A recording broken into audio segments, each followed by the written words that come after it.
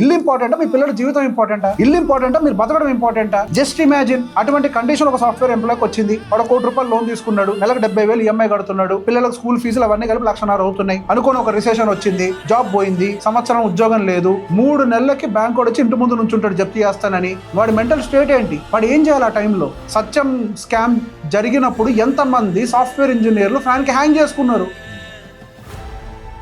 ఎందుకు జరిగింది ఇదంతా? వాళ్ళు పెట్టుకున్న ఈఎంఐల వల్ల, just because of EMI. IMI పెట్టుకోవాల్సిన సిచ్యువేషన్ ఎవరు క్రియేట్ చేశారు? బంధువులనే దరిద్రులు.